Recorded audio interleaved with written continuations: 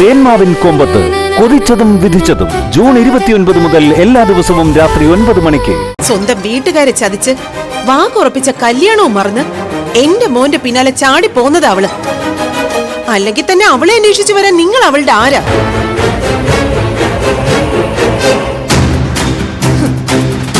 തലയ്ക്ക് വെളിവില്ലാത്ത ഒരു സ്ത്രീയെയും കൂട്ടി ബന്ധുത്വം ചമഞ്ഞു വന്ന് ഇവിടുത്തെ വകകളൊക്കെ മോഷ്ടിക്കില്ലെന്ന് ആര് കണ്ടു? മാഡം, നിങ്ങൾ പറഞ്ഞത് ശരിയാ. ദേവു ചേച്ചിയുമായിട്ട് രക്തബന്ധമൊന്നും എനിക്കും ഈ അംബികാമ്മയ്ക്കും ഇല്ല.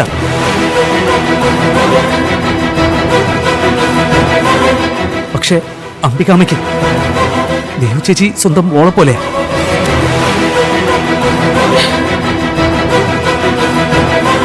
എനിക്കെന്റെ സ്വന്തം ചേച്ചിയെ പോലെ.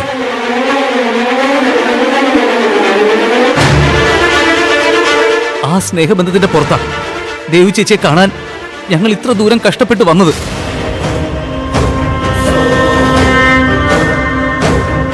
അല്ലാതെ നിങ്ങളുമായിട്ട് ബന്ധുത്വം സ്ഥാപിക്കാനോ നിങ്ങളുടെ വസ്തുവകകൾ മോഷ്ടിക്കാനോ ഒന്നുമല്ല.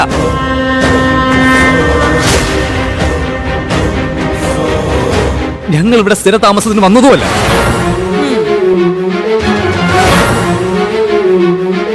അംബിക അമ്മ കുറച്ച് നാൾ ദേവു ചേച്ചിയുടെ കൂടെ ഉണ്ടാവും.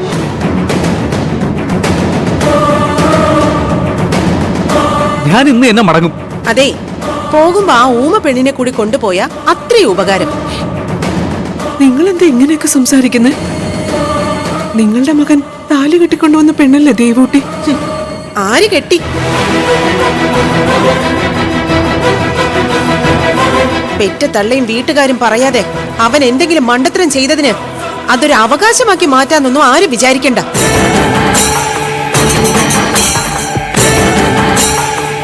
ആ മിണ്ടാ പെണ്ണിനെ എന്റെ മരുമകളായി ഈ ജന്മത്തിൽ ഞാൻ അംഗീകരിക്കത്തുമില്ല.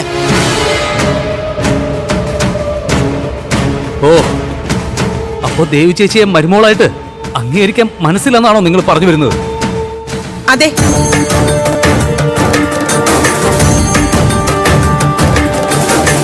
അത് തന്നെയാ ഞാൻ പറയുന്നത്. എന്റെ കൊക്കില് ജീവൻ ഉള്ളിടത്തോളം കാലം അവളെ എന്റെ മകന്റെ ഭാര്യയായി ജീവിക്കാൻ ഞാൻ സമ്മതിക്കില്ല. എങ്കിൽ വിട്ടേക്ക്, ഞങ്ങൾ ദേവു ചേച്ചിയെ തിരിച്ചു കൊണ്ടുപോയിക്കോളാം.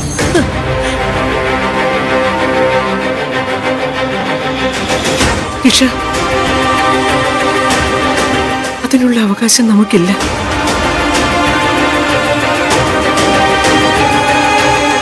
സന്ദീപ് താലി കെട്ടിയ കുട്ടി അവള്.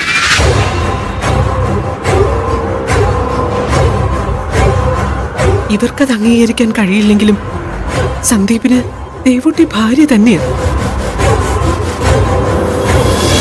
സന്ദീപിന്റെ അനുവാദമില്ലാതെ ദേവൂട്ടിയെ കൊണ്ടുപോകാൻ നമുക്ക് അവകാശമില്ല കിഷ.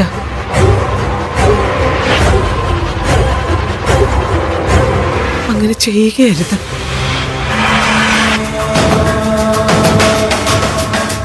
അംബിക പറഞ്ഞതാ അതിന്റെ ശരി.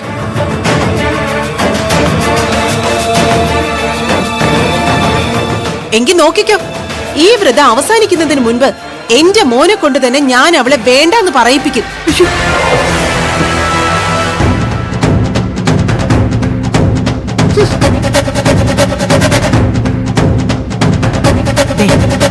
അവള് പറയുന്ന ഒന്ന് നിങ്ങൾ കാര്യാക്കണ്ട കേട്ടോ. സന്ദീപ് ഒരിക്കലും ദേവൂട്ടിയെ വേണ്ടെന്ന് വെക്കില്ല. ഇനി അവര് പറഞ്ഞതുപോലെ നടന്നാൽ തന്നെ ദേവൂട്ടി അനാഥയാവില്ല.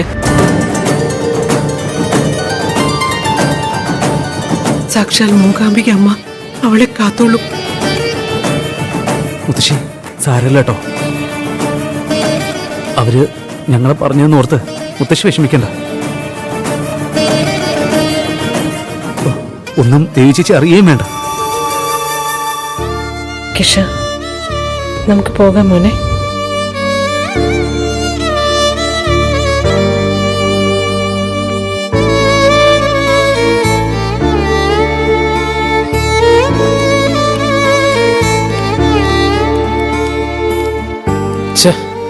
ആ സ്ത്രീക്ക് ദേവി ചേച്ചിയുള്ള പകയും വൈരാഗ്യമൊന്നും ഇതുവരെ മാറിയിട്ടില്ലല്ലോ.